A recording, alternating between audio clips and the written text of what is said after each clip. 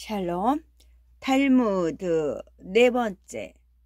탈무드의 눈은 얼굴 안에서 가장 작은 부분이지만 입만큼 많은 말을 합니다. 탈무드의 눈은 짧지만 많은 뜻을 전달해주는 격언이나 속담이 지닌 매력을 그대로 갖추고 있지요. 이것은 오랫동안 이어온 유대인의 지혜가 응집된 것이라 할 수 있습니다. 인간에게는 세 개의 이름이 있습니다. 태어날 때 부모가 붙여준 이름, 친구들이 우정으로서 부르는 이름, 그리고 죽을 때까지 쌓아 올린 명성입니다. 반성하는 사람이 서 있는 땅은 유대한 랍비가 서 있는 땅보다도 훨씬 소중합니다. 세계는 진리, 법, 평화라는 세계의 토대 위에 서 있습니다. 백성의 소리는 하나님의 소리입니다. 하나님은 말씀하셨습니다. 나에게는 4명의 아이가 있고 너희에게도 4명의 아이가 있다. 너희의 4 아이는 아들, 딸, 하인, 하녀이고 나의 4 아이는 과부, 고아, 이방인, 승려이다. 나는 너희의 아이들을 돌보아 준다. 그러니 너희는 나의 아이들을 보살펴라. 인간은 남의 작은 피부병은 금세 알아내도 자기의 중병은 미처 깨닫지 못합니다. 거짓말 장이에게 주어지는 죄악의 벌은 그가 진실을 호소해도 사람들이 믿지 않는다는 것입니다. 인간은 20년이나 걸려 배운 것을 2년 동안에 잊어버릴 수도 있습니다. 인간은 심장 가까이에 유방이 있고 동물은 심장에서 먼 곳에 유방이 있습니다. 이것은 하나님의 깊은 배려입니다. 교육. 향수 가게에 들어갔다 나오면 물건을 사지 않았더라도 몸에서 향수 냄새가 납니다. 가죽 가게에 들어갔다 나오면 마찬가지로 가죽을 사지 않아도 가죽 냄새가 몸에 뱄니다. 칼을 가지고 선 사람은 책을 가지고 서지 못하지만 책을 가지고 선 사람은 칼을 가지고도 설 수 있습니다. 나를 아는 것이 최고의 지혜입니다. 나를 아는 것이 최고의 지혜입니다. 의사의 충고를 따르는 생활을 하면 더 큰 병으로 의사에게 돈을 낼 필요가 없어집니다. 비싼 진주가 없어지면 그것을 찾기 위해 하찮은 양초가 사용됩니다. 인류에게 뛰어난 지혜를 가져다 준 것은 가난한 사람들의 자손들이므로 그들은 사람들로부터 존경을 받게 될 것입니다. 기억을 잘하게 하는 가장 좋은 약은 감동시키는 것입니다. 사람은 학교가 없는 마을에서 살지 못합니다. 고양이에게서는 겸손함을 배울 수 있고 개미에게서는 정직함을 배울 수 있습니다. 비둘기에게서는 정절을, 수탉에게서는 재산의 권리를 배울 수 있지요. 이들을 팔려지면 곧 잊혀지게 됩니다. 이들은 팔려지면 곧 잊혀지게 됩니다. 지식은 얕으면 곧 잃게 됩니다. 이름은 팔리면 이내 잊혀지게 됩니다. 아이들을 가르친다는 것은 어떤 것일까요? 그것은 하얀 종이에 글씨를 쓰는 것과 같습니다. 노인을 가르친다는 것은 어떤 것일까요? 그것은 이미 많은 것이 쓰여져 빽빽한 종이의 빈 곳에 글씨를 넣는 것과 같은 것입니다. 악의 충동은 구리와 같은 것이어서 불 속에 있을 때는 어떤 모양으로도 만들 수 있습니다. 만약 인간에게 악의 충동이 없다면 집도 짓지 않고 아내를 만나지도 않고 자식을 낳지도 않을 것입니다. 만약 당신이 악의 충동에 이끌리고 있다면 그것을 물리치기 위해서 무엇인가 배우기 시작해야 합니다. 다른 사람보다 뛰어난 사람은 악의 충동도 그만큼 강하게 이겨냅니다. 세상에 올바른 일만 하는 사람이란 있을 수 없습니다. 반드시 옳지 않은 일도 하고 있습니다. 악의 충동은 처음에는 굉장히 달콤합니다. 그러나 끝났을 때는 매우 씁니다. 인간 속에 있는 악의 충동은 13살 때부터 점점 선의 충동보다 강해집니다. 죄는 태아 때부터 인간의 마음속에서 싹터 인간이 자람에 따라 강하게 됩니다. 죄는 처음에는 여자와 같이 약하나 내버려 두면 남자와 같이 강하게 됩니다. 죄는 처음에는 거미줄처럼 가늘지만 나중에는 배를 메어 두는 밧줄과 같이 강하게 됩니다. 죄는 처음에는 손님이지만 그대로 두면 그 집의 주인이 되고 맙니다. 죄는 미워하되 사람은 미워하지 말아야 합니다. 돈. 사람의 마음에 상처를 입히는 것에는 3가지가 있습니다. 근심, 말다툼, 빈 지갑이지요. 그 중에서 빈 지갑은 가장 큰 상처를 입힙니다. 몸의 모든 부분은 마음에 의지하고 있고 마음은 돈 지갑에 의지하고 있습니다. 돈은 물건을 사고 파는 데에 쓰여야지 술을 마시는 데 쓸 것은 못 됩니다. 돈은 나쁘거나 저주받은 것이 아니고 오히려 사람을 축복해 주는 물건입니다. 돈은 하나님에게서 선물을 살 수 있는 기회를 베풀어 줍니다. 돈을 빌려준 사람에게 화내는 사람은 없습니다. 부는 요새이며 빈곤은 폐허입니다. 돈이나 물건을 그냥 주는 것보다는 빌려주는 것이 좋습니다. 그냥 주게 되면 받은 사람은 준 사람의 아래에 있게 되지만 빌려주면 서로 똑같은 입장이 될 수 있습니다. 동물. 고양이와 쥐는 먹이를 함께 먹고 있을 때는 싸우지 않습니다. 여우의 머리가 되기보다는 사자의 꼬리가 되십시오. 간교한 꾀보다는 묵묵한 지혜로움으로 사는 것이 더 낫습니다. 한 마리의 개가 짖으면 모든 개가 덩달아 짖습니다. 동물은 자기와 같은 종류의 동물하고만 어울려 생활합니다. 이리와 양 혹은 하이에나와 개가 서로 어울릴 수 있을까요? 부자와 가난한 사람도 이와 마찬가지입니다. 탈무드의 머리. 머리는 인간의 모든 행동을 지휘하는 총사령부입니다.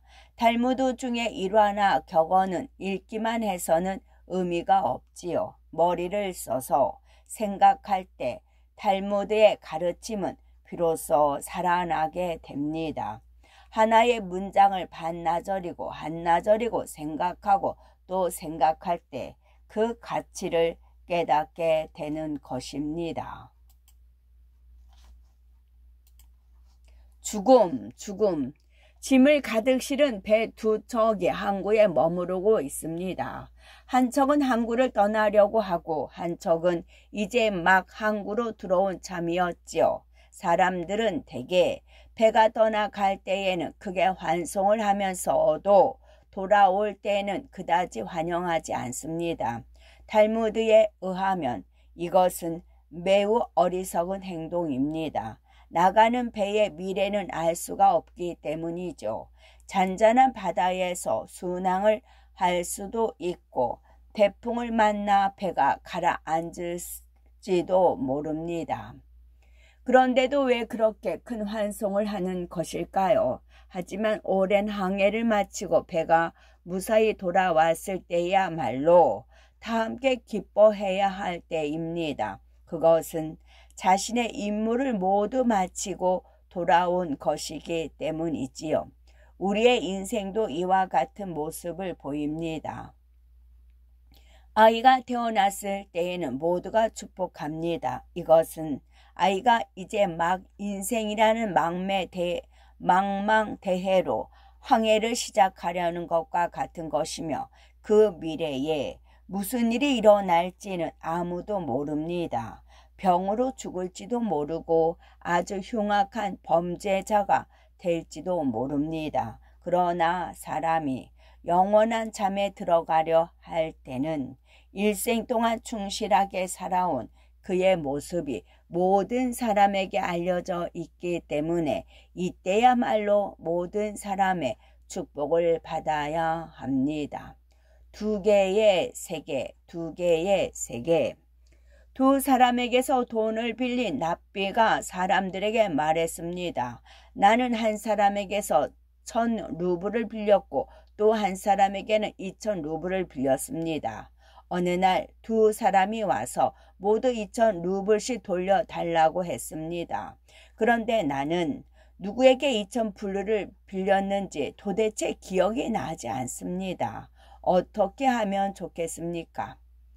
대부분의 사람들은 돈을 빌린 사람에게 각각 1000루블씩 주고 1000루블은 증거가 나타날 때까지 재판소에 맡겨두어야 한다고 이야기했습니다. 그러자 다른 납비가 말했습니다. 그들 중 한 사람은 도둑입니다. 1000루블밖에 빌려주지 않고서도 1000루블을 더 빼앗아 가려 하고 있으니까요. 만약 1000루블씩 나누어 준다면 도둑은 빌려준 것을 그대로 받은 것이니 잃은 것이 하나도 없게 됩니다. 이것은 사회 정의에 어긋나는 일입니다. 도둑이나 악인이 이득을 보고 처벌받지 않은 채 그대로 지내게 하는 것은 옳지 않으니까요. 그러니 두 사람에게 한 푼도 돌려주지 마십시오. 사람들이 웅성거리자 납비가 다시 말을 이었습니다. 그러면 도둑은 원래의 1000루블마저도 잃어버리게 될까봐 집에 가서 장부책을 가지고 올 것입니다. 그리고 내가 1000루블을 빌려준 것이 확실하다는 증거를 보이면서 1000루블을 요구하겠지요. 이처럼 탈무드에서는 결론이 나지 않는 논쟁을 반복할 때가 있습니다. 탈무드는 왜 전혀 절충되지 않는 의견을 반복하고 있는 것일까요? 그것은 모든 것에는 두 개의 세계가 존재한다는 것을 보여주기 위해 의도적으로 그렇게 하고 있는 것입니다. 소유권. 동물을 가지고 있는 경우 낙인을 찍어 두는 것에 의해서 그 소유권을 증명할 수 있습니다. 의복에는 바느질로 이름을 새겨 표시를 해둘 수 있습니다. 자동차나 집과 같이 큰 물건은 해당 기관에 등기해 두면 됩니다. 그러나 물건에 따라서는 이름을 써넣거나 등기하기가 어려운 것이 있지요. 그런 경우에는 어떻게 해서 소유권을 증명해 두는 것이 좋을까요? 두 사람이 그 장에 갔는데 서로 다른 문으로 들어가 마침 한 군데에 자리 2개가 비어있는 것을 보고 앉으려 했습니다. 그런데 그 자리에 주인을 알 수 없는 물건이 놓여 있었지요. 두 사람은 서로 그것이 자기 것이라고 주장을 했습니다. 이런 경우 어떻게 해결해야 할까요? 첫째로 그 물건을 둘로 나누어 가지면 좋지 않은가 하는 의견이 있으나 이것을 원칙으로 삼을 수는 없습니다. 재판소에 가서 나누어 가지기로 한다면 주변에 앉아있던 사람들도 손을 내밀지 모르며 모든 사람들이 자기 것이라고 말할지도 모릅니다. 발견한 사람에게 권리가 있다는 것을 미리 밝혀두면 발견하지 못하고 다만 나중에 한몫 끼려는 자들에게도 권리를 인정하는 것이 되어 곤란하기 때문이지요. 탈무드에서는 성경에 손을 얹고 선서하거나 양심에 비추어 보아도 자기 것이라고 주장한다면 나누어 주라고 말하고 있습니다. 물론 이 견해는 선서도 합당하지 않다는 반박을 받을 수 있지요. 즉 자기의 것이라고 선서했는데도 반밖에 두지 않는 것은 선서를 모독하는 것이니까요. 만약 반만 자기 것이라고 선서하는 것을 원칙으로 삼자고 한다면 A는 100%, B는 50%를 주장하여 재판소에 갈 경우 A는 50%, B는 50%의 50%, 즉 25%만 인정되는 결과가 됩니다. 그런데 준 것이 동전이나 물건이 아니라 고양이였다면 어떻게 될까요? 이것은 반으로 나눌 수가 없습니다. 이때에는 고양이를 팔아서 돈을 나누어 갔든지 한 사람이 고양이를 갖고 고양이 값의 반을 상대방에게 주면 됩니다. 다만 고양이의 경우는 주인이 찾으러 올 것을 예상하고 일정 기간 기다려야 하나 1,000루블짜리 지폐는 주인이 찾으러 오지 않을 것으로 생각하고 처리합니다. 돈을 길에 떨어뜨리고 누가 주워간 다음에 와서 내가 이곳을 지나다가 돈을 떨어뜨렸다고 아무리 말해보아도 그 사람이 실제로 떨어뜨렸는지를 증명할 방법이 없습니다. 돈에 자기의 이름을 써놓는다 하더라도 주운 사람이 그것을 지워버리면 어쩔 도리가 없으니까요. 그러나 아주 중요한 편지 등과 함께 있어서 그것이 자기의 것임이 증명될 때는 예외입니다. 결국 앞에서 예를 든 그 장에서 돈을 주었을 경우의 결론은 돈에 먼저 손을 댄 사람의 승리라고 말할 수 있지요. 단순히 보았다고 하는 것은 증명할 수 없지만 손을 댔다는 것은 입증하기 쉬우므로 그것이 하나의 원칙이 되어 있습니다. 증오. 유대인은 오랫동안 박해와 학살을 당해온 역사를 가지고 있음에도 불구하고 격렬한 증오나 분노에 대하여 쓴 책이나 자료는 하나도 없습니다. 유대인은 격한 증오심을 품지 않기 때문입니다. 나치에 의하여 600만 명이나 살해됐음에도 불구하고 반독일주의나 독일을 저주하는 책은 한 권도 없습니다. 이스라엘인은 아랍인과 전쟁을 하지만 미워하지는 않습니다. 기독교들에게서도 박해를 받지만 역시 그들을 미워하지 않습니다. 유대인은 언제나 따뜻한 마음을 가지고 있다고 알려져 있습니다. 유대인에게 슬픈 저지를 이야기하면 반드시 동정을 받게 됩니다. 유대인은 돈을 빼앗기더라도 절대로 그 사람을 처벌하려고 하지 않습니다. 돈 대신에 자동차나 시계 따위의 물건을 받는 일은 있어도 목숨을 요구하는 일은 없습니다. 탈무드 시대에는 유대인 사이에서 또 고리대금이 존재하지 않았습니다. 그때는 농경사회였으며 또 매우 가난한 사회였기 때문이지요. 탈무드에 의하면 만약 돈을 빌려주고 담보를 정할 경우 그 물건이 2개 이상 있는 것이 아니면 담보를 할 수 없다고 했습니다. 예를 들어서 옷을 담보로 할 경우 옷이 그것밖에 없으면 가져올 수 없습니다. 그릇을 담보로 할 경우도 그것이 하나밖에 없으면 가져올 수 없습니다. 또 그것이 집일 경우 살고 있던 사람이 거리에서 지내게 된다면 그것 또한 가져올 수 없습니다. 그러나 하나뿐인 물건이 사치품인 경우에는 그렇지 않습니다. 다만 생계 유지를 위해 사용되고 있는 것은 예외이지요. 예를 들어 생계 유지를 위해서 당나귀 한 마리를 가지고 있을 때는 당나귀를 가져갈 수 없습니다. 다만 그가 당나귀를 사용하지 않는 밤에는 가져갈 수 있습니다.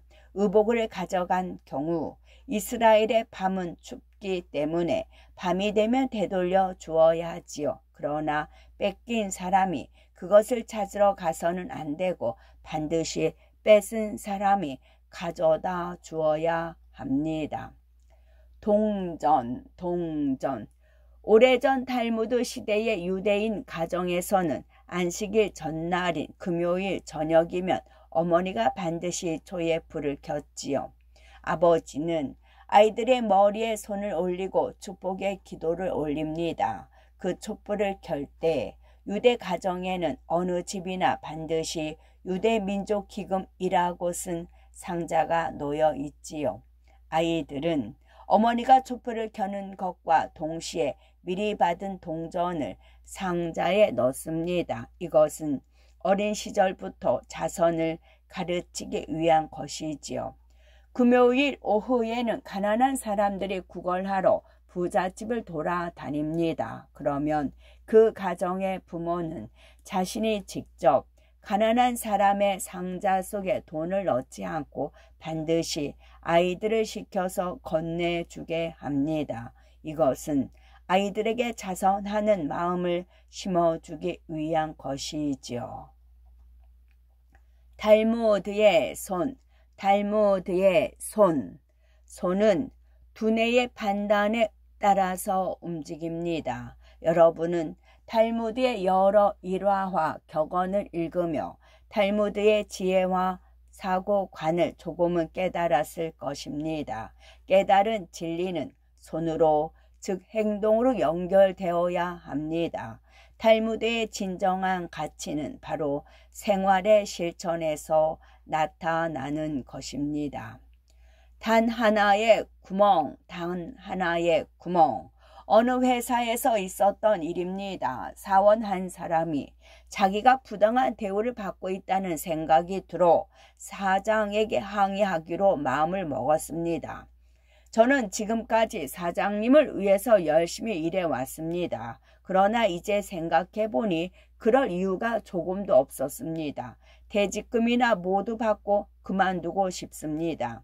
그러자 사장은 버럭 화를 냈습니다. 내가 보기에 당신은 그다지 열심히 일하지 않았소. 그래서 나도 마침 당신을 해고하려던 잠이었소. 퇴직금은 한 푼도 줄 수 없소. 화가 난 사원은 어느 날 회사의 금고에서 돈과 중요한 서류를 훔쳐서 다른 나라로 달아나 버렸습니다.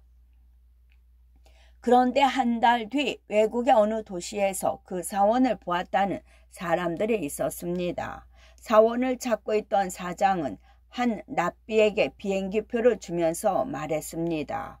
이것으로 그가 있는 곳에 가서 그에게 얘기를 좀 해주세요.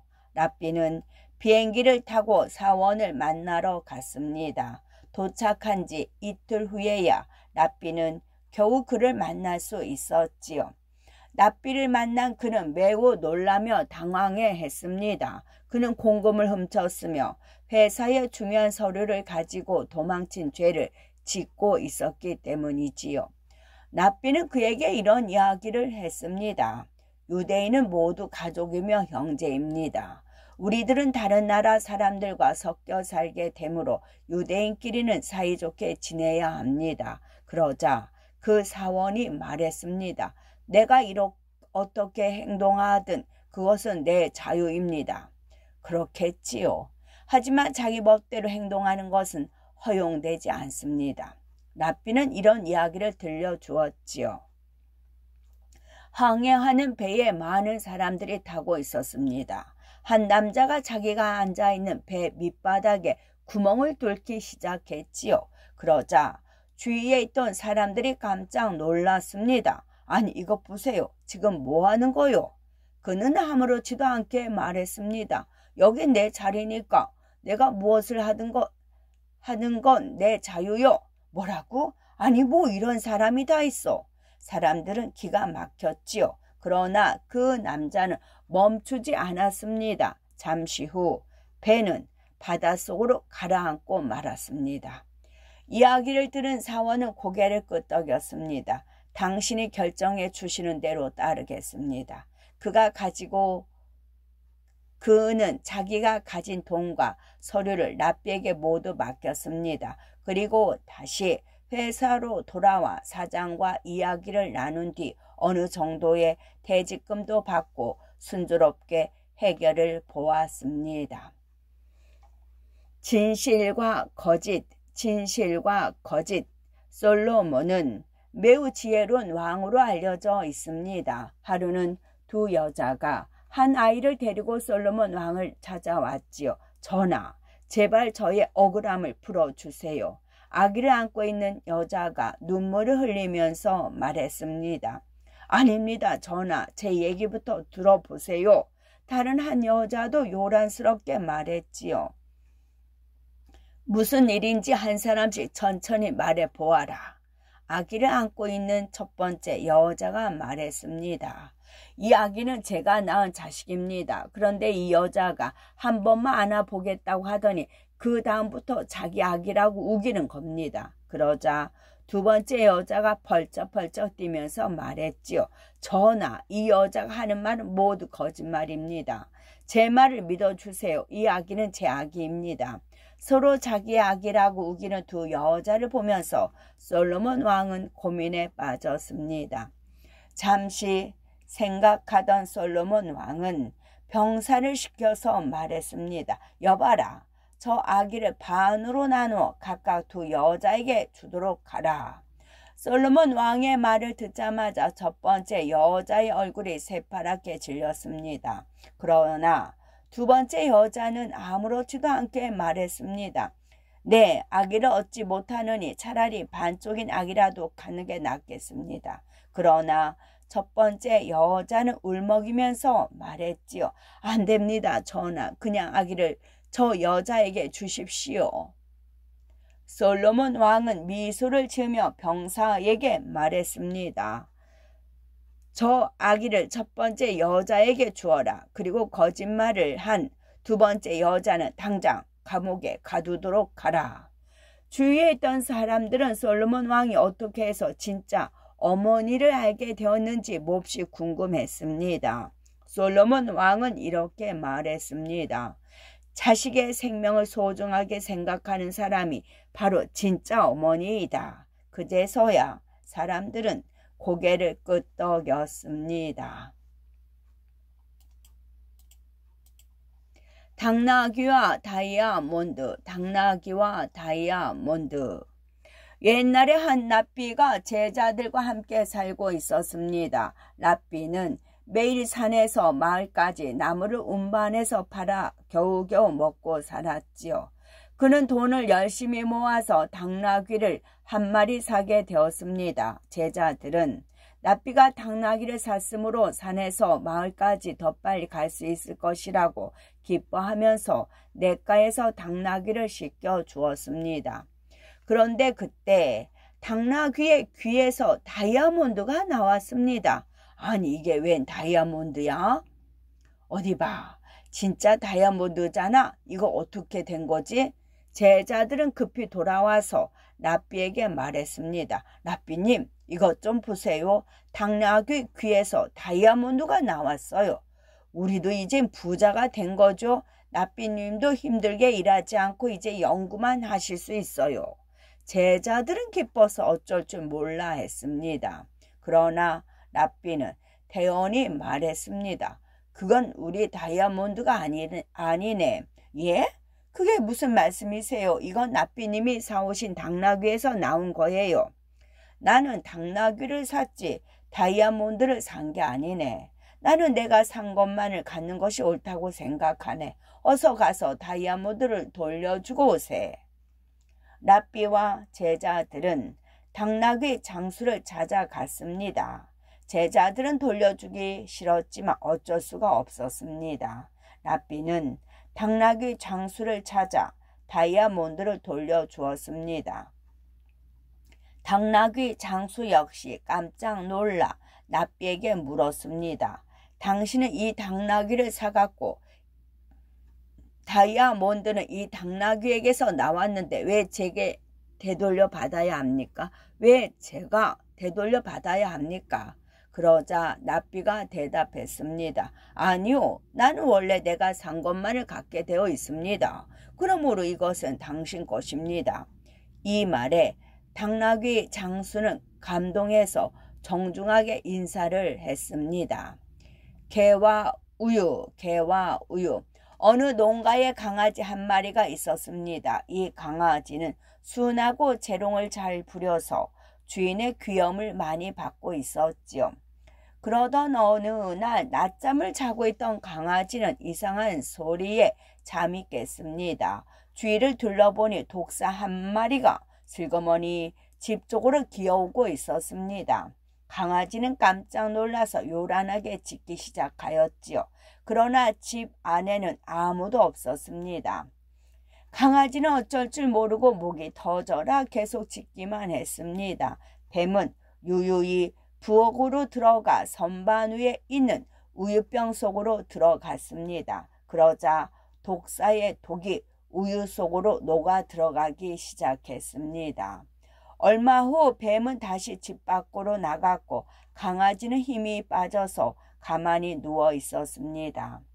그때 주인집 아이가 학교에서 돌아왔습니다. 아이는 부엌으로 가 우유병서 우유를 마시려고 했습니다. 멍멍멍멍멍멍멍.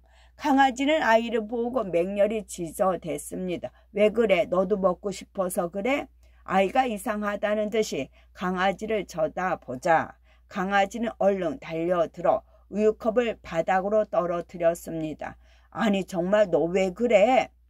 강아지는 바닥에 쏟아진 우유를 정신없이 핥기 시작했습니다. 그리고 잠시 후 힘없이 옆으로 픽 쓰러졌지요. 뱀의 독이 온몸으로 퍼진 것이었습니다. 그제서야 아이는 우유병 안에 독이 들어있는 것을 알리기 위해 개가 대신 우유를 먹고 죽은 것을 알게 되었지요. 사람들은 이 강아지의 아름다운 마음을 오랫동안 기억하고 칭찬했습니다. 보트의 구멍, 보트의 구멍. 어떤 사람에게 작은 배 한 척이 있었지요. 그는 종종 가족들을 태우고 호수에서 낚시를 즐겼습니다. 그는 여름이 지나자 배를 육지로 끌어올렸습니다. 그리고는 배를 보관해 주기 위해 여기저기를 살펴보았지요. 그런데 배 밑에 작은 구멍이 뚫려 있는 것이었습니다. 아니 이게 언제 뚫린 거지? 에이 뭐 어차피 내년에나 탈 테니까 그때 고쳐야겠다. 아주 작은 구멍이었으므로 그는 대수롭지 않게 생각했습니다. 그리고 배의 겉면에 페인트 칠만 새로 했습니다. 어느덧 따뜻한 봄이 되었지요. 그의 두 아들이 배를 태워달라며 그에게 졸랐습니다. 아빠 보트 타고 싶어요. 태워주세요. 아빠 우리끼리 탈게요. 허락해 주세요. 아버지는 아이들이 조르는 모습이 너무 귀여워서 기쁜 마음으로 허락을 했습니다. 아이들은 손살같이 뛰어나가 배를 물에 띄웠지요. 배에 구멍이 뚫려 있는 것을 까맣게 잊어버리고 있던 아버지는 뒤늦게서야 버뜩 생각이 났습니다. 아 맞다. 보트에 구멍이 났는데. 아버지는 헐레벌떡 아이들에게 달려갔습니다. 별일이 없어야 하는데 다 내 잘못이야. 아버지는 마음을 졸이며 호수 가까이까지 갔습니다. 그런데 아이들은 이미 보트를 끌고 땅으로 올라와 있었습니다. 얘들아 아무 일 없었니? 얼마나 걱정했는데. 아이들은 무슨 일인지 모르겠다는 표정으로 아버지를 바라보았습니다. 그때 재빨리 보트를 살펴보았지요. 그런데 뜻밖에도 배에 구멍이 막혀 있었습니다. 이게 어떻게 된 일이지? 지난해에 배를 만진 사람은 이 페인트 공밖에 없는데 그렇다면 그 사람이 수리를 해놓은 게로구나. 아버지는 선물을 사가지고 페인트 공으로 갔습니다. 이게 뭐죠? 돈은 지난번에 다 받았는데요. 당황해하는 페인트 공에게 아버지가 대답했습니다. 배에 구멍이 뚫려 있다는 것을 깜빡 잊고 있었어요. 하마터면 우리 아이들이 물에 빠져 죽을 뻔했지요. 당신은 내가 구멍을 고쳐달라고 부탁하지 않았는데도 꼼꼼하게 고쳐주셨더군요. 당신 덕분에 우리 아이들의 목숨을 구했어요. 이 은혜를 어떻게 갚아야 할지 모르겠군요. 그거야 당연한 일인걸요. 벤트공은 매우 쑥스러워했습니다. 우에. 아주 오랜 옛날 사이좋은 형제가 살고 있었지요. 형은 결혼하여 주인과 아이들이 있었고 동생은 아직 장가를 가지 않았습니다. 형제는 둘 다 농부였는데 아버지가 돌아가시자 둘이 똑같이 유산을 나누어 가지었지요. 거두어 들인 사과와 옥수수는 서로 공평하게 나누어 각자의 곳간에 넣었습니다. 그러던 어느 날 밤 동생은 자신의 곳간을 둘러보며 이런 생각을 했습니다. 형님은 아내와 자식들이 있으니까 나보다 더 많은 식량이 필요할 거야. 몰래 갖다 드려야겠다. 동생은 자신의 사과와 옥수수를 챙겨 한밤중에 몰래 형님의 곳간에 옮겨다 놓았습니다. 형도 한밤중에 생각에 잠겼지요. 나는 아내와 자식들이 있으니까 외롭지도 않고 늙어서도 걱정할 게 없지. 그런데 동생은 앞으로 장가도 가야 하니까 식량을 많이 모아야 할 거야. 한밤중에 형도 자신의 사과와 옥수수를 챙겨 동생의 곳간에 옮겨다 놓았습니다. 다음 날 아침 곳간에 가본 형은 깜짝 놀랐습니다. 처음과 똑같은 양의 곡식이 있었던 것입니다. 아니 이게 어떻게 된 거지? 어제랑 똑같잖아. 동생도 놀라서 중얼거렸습니다. 정말 이상하네. 분명히 형님 집에 갖다 주었는데. 그날 밤 두 형제는 다시 곡식을 지고 형은 동생 집으로, 동생은 형 집으로 갔습니다. 그런데 곡식 자루를 메고 가던 두 사람이 길 한복판에서 딱 마주쳤지요. 아니 아우야, 네가 웬일이냐? 형님은 어쩐 일이세요? 형제는 그제서야 곳간에 곡식이 줄지 않은 까닭을 깨달았습니다. 아우야, 형님. 형제는 곡식 자루를 내던지고 서로 부둥켜 안았지요. 그리고 감격에 눈물을 흘렸습니다. 두 형제가 끌어안고 울던 그곳은 지금도 예루살렘에서 가장 소중한 곳으로 전해지고 있습니다. 어떤 농장. 옛날에 아주 큰 농장이 있었지요. 그 주인은 자선을 많이 베푸는 인자한 농부였습니다. 랍비들이 해마다 그의 집을 방문했고 그는 아낌없이 재산을 내놓았지요. 그러던 어느 해에 태풍이 심하게 불었습니다. 그 때문에 가수원이 다 망가지고 유행병으로 동물들도 모두 죽게 되었지요. 주인은 어쩔 수 없이 사람들에게 돈을 빌리게 되었습니다. 그러나 약속한 날까지 돈을 갚을 수가 없었지요. 주인에게 돈을 빌려준 사람들은 그의 집에 와서 재산을 모두 빼앗아 갔습니다. 이제 주인에게 남은 것은 손바닥만한 땅뿐이었지요. 그러나 주인은 하나님이 주시고 또 하나님이 모두 가져가시니 어쩔 수 없는 일이다 라고 말하면서 태연히 현실을 받아들였습니다. 그 해에도 랍비들이 이 농장을 방문했습니다. 랍비들은 그의 처지를 진심으로 동정하였지요. 농장 주인의 아내가 남편에게 말했습니다. 우리들은 해마다 랍비님들이 학교를 세우도록 도왔고 가난한 사람과 나이 든 사람들을 위해 많은 헌금을 해왔는데 올해라고 아무것도 바치지 않는다면 죄송스러운 일 아닐까요? 그래, 맞아. 뭐든 헌금을 해야 할 텐데. 부부는 차마 랍비들을 빈손으로 돌려보낼 수는 없다고 생각했습니다. 그래서 유일한 재산인 땅의 반을 팔아서 그것을 랍비들에게 헌금했습니다. 랍비들은 생각지도 않았던 헌금을 받고 몹시 놀라면서도 기뻐하였지요. 그들은 남은 반쪽 땅을 열심히 갈고 일구었습니다. 그러던 어느 날 밭갈이를 하던 소가 쓰러졌습니다. 진흙에 빠진 소를 힘겹게 끌어내고 나자 소의 발밑에서 보물이 나왔습니다. 이건 웬 보물이지? 주인은 깜짝 놀라 벌어진 입을 다물지 못했습니다. 주인 부부는 그 보물을 팔아서 다시 땅을 샀습니다. 그리고 옛날과 같은 큰 농장을 꾸려 나가게 되었지요.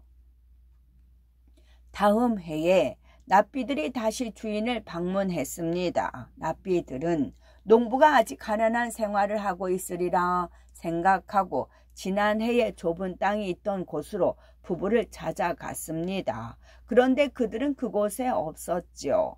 그 사람들은 이제 여기에 살지 않습니다. 저쪽에 큰 집으로 가보십시오. 사람들의 말을 들은 납비들은 큰 집으로 가서 부부를 만났습니다. 주인은 작년에 일어났던 일을 설명하였지요. 그리고 이렇게 말했습니다. 아낌없이 자선을 베푸니까 다시 복이 되어 돌아오는 것 같습니다. 납비들과 주인 부부는 감사의 기도를 드렸답니다. 불공정한 거래. 어느 날 한 가게 주인이 납비를 찾아왔습니다. 납비님, 글쎄 저희 옆집 가게가 우리 몰래 값을 내려서 우리 집 단골들까지 다 빼앗아가고 있습니다. 이 일을 어떻게 해야 할까요? 납비는 가게 주인에게 생각할 시간을 달라고 했습니다. 어떤 상품을 취급하고 있는 상점 근처에 똑같은 상품을 파는 가게를 열어서는 안 됩니다. 그러나 다음의 경우에는 여러 가지 의견이 있을 수 있습니다. 상점이 두 군데가 있는데 그중 한 곳에서 아이들에게 경품을 주었습니다. 옥수수로 만든 팝콘 같은 보잘것없는 것이지만 아이들은 그것 때문에 어머니를 조르게 되어 물건이 많이 팔리는 경우입니다. 또 값을 내려 경쟁하는 것은 손님에게 이익이 되므로 좋지 않은가 하는 납비도 있었습니다. 또 어떤 납비는 손님을 유혹하기 위해 값을 내리거나 경품을 주는 것은 부당 경쟁이라고 말하고 있습니다. 그런데 대다수의 납비들은 값을 얼마가 내리는 것은 부당 경쟁이 아니라고 합니다. 사람에게 이득이 되면 그것으로 좋지 않은가라는 생각인 것입니다. 며칠 후 납비는 가게 주인에게 이렇게 말해 주었습니다. 물건을 훔치는 행위는 확실하게 금지되어 있지만 어떤 사정으로 값을 얼마가 내리는 것은 정당한 행위입니다. 결국 양심적인 자유 경쟁으로 손님들이 이익을 보게 되는 것은 바람직한 현상이라는 것입니다. 가시가 목에 걸린 사자. 배가 많이 고팠던 사자 한 마리가 허겁지겁 점심을 먹었습니다. 잘 먹었다. 이제야 살 것 같군. 사자는 기분이 아주 좋아졌지요. 그런데 너무 급하게 먹었는지 그만 가시가 목에 걸리고 말았습니다. 아야, 이게 뭐지? 사자가 아무리 빼내려고 애를 써봐도 가시는 나오지 않았지요. 에이, 안 되겠다. 도움을 정해야지. 사자가 말했습니다. 누구든지 내 입속에 가시를 빼다오. 그러면 큰 상을 주겠다. 그때 하늘을 날아가던 학이 울상을 짓고 있는 사자를 보았죠. 사자님, 제가 도와드릴까요? 오, 그래. 너는 부리가 기니까 가시를 꺼낼 수 있겠지. 어서 도와다오. 사자는 입을 크게 벌렸습니다. 학은 사자의 입속에 머리를 집어넣고 큰 부리를 이용해 가시를 쏙 빼내주었지요. 사자는 너무나도 시원했습니다. 그런데 사자는 학에게 상을 주기는커녕 고맙다는 말 한마디 없이 뒤돌아서서 가는 것이었습니다. 사자님, 그냥 가시면 어떡해요? 상을 주셔야죠. 학이 다급하게 말했습니다. 그러자 사자가 버럭 화를 내면서 소리쳤습니다. 내 입속에 머리를 집어넣고도 살아난 게 바로 상이지. 그렇게 위험한 경우를 당하고도 살아 돌아갔다는 것은 자랑할 만한 일이 아니냐. 그 이상의 상이 또 어디 있겠어. 사자는 큰 소리로 호통을 치고는 유유히 사라졌습니다. 우는 까닭, 우는 까닭. 옛날에 훌륭한 랍비 한 사람이 있었지요. 랍비는 매우 지혜롭고 자상하며 신앙심이 깊은 사람으로 제자들을 비롯한 모든 사람들이 그를 존경했습니다. 그는 또 개미 한 마리 밟아 죽이지 않을 만큼 생명을 소중히 여기는 사람이었지요. 랍비는 80살이 넘자 병에 걸려 몸이 점점 쇠약해져 갔습니다. 랍비는 자신이 죽을 때가 가까워 온 것을 깨닫게 되었지요. 어느 날 병석에 있는 랍비에게 수 제자가 찾아오자 랍비는 울기 시작했습니다.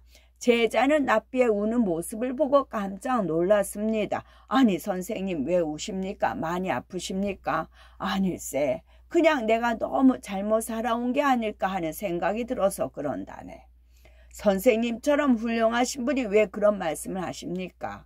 선생님께서는 매일 공부를 하시고 저희들을 가르치셨습니다. 그리고 하루도 빠짐없이 불쌍한 사람들을 도와주셨죠. 선생님께서는 이 나라에서 가장 존경받는 분이시지 않습니까?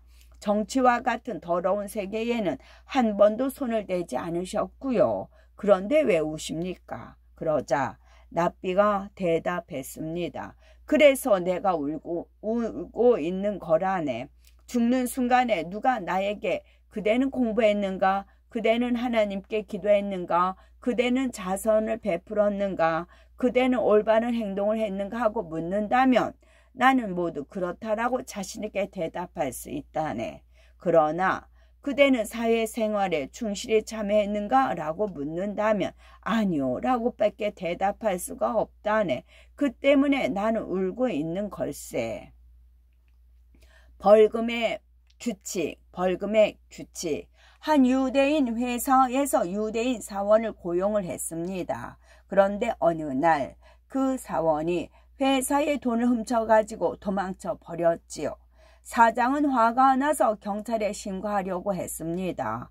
회사의 간부 중 한 사람이 랍비를 찾아와 도움을 청했지요. 랍비가 말했습니다.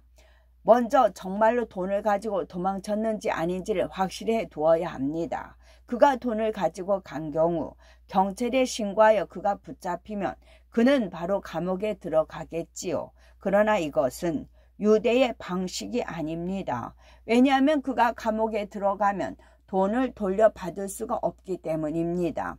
유대 율법에서는 돈을 훔쳐간 사람을 감옥에 넣는 것보다는 그에게서 돈을 받아내는 것을 우선으로 합니다. 그래서 돈을 훔쳐간 사람을 찾으면 감옥에 넣기보다는 우선 돈을 돌려받고 거기에 덧붙여 벌금을 물려야 합니다. 그런데 얼마 후 그 도망친 유대인 사원을 찾아냈습니다. 그러나 그는 돈을 모두 써버려 그에게는 한 푼도 남아있지 않았지요. 이 사건에 대해 랍비는 이렇게 판결을 내렸습니다.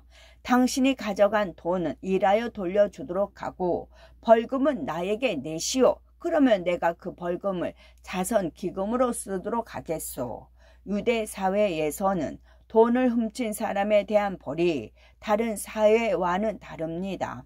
예를 들어서 어떤 사람이 100만 원을 훔쳐가서 벌금까지 합쳐 110만 원을 갚으라는 판결을 받았다고 합시다. 그래서 그가 110만 원을 돌려준다면 그의 죄는 없어져서 다른 사람과 똑같이 됩니다. 돈을 잃어버렸던 사람이 그에게 저 녀석은 전에 돈을 훔쳐갔었다는 식으로 말하면 그렇게 말하는 사람이 나쁜 사람이 됩니다. 벌금은 대체로 20% 이상인데 여기에는 엄격한 규칙이 있습니다. 예를 들면 무엇을 가져갔는가, 그것을 사용하여 돈을 벌었는가, 훔친 시각은 밤이었는가, 낮이었는가 등 여러 조건에 따라서 벌금의 비율에 차별이 있지요. 특히 말을 훔친 경우에 가장 높은 벌금을 냅니다. 말을 사용하여 돈을 벌 수 있고 도둑 맞은 사람은 대단히 큰 불편을 겪기 때문입니다. 일반적으로 당나귀는 말보다 벌금이 쌉니다. 말은 온순하지만 당나귀는 난폭하여 쉽게 훔칠 수 없기 때문이지요. 훔치는 사람의 개인적인 처지도 생각합니다. 굶고 있던 사람이라면 10% 정도의 싼 벌금이 내려지지요. 고대 이스라엘에서는 벌금이나 돌려준 돈 또는 이자를 내지 않는 경우에는 노동으로 대신 갚게 했습니다. 최악의 경우에는 감옥에 가게 되기도 하는데, 그러나 유대인들은 감옥에 보내는 것으로는 일이 해결되지 않는다고 생각했습니다. 끝.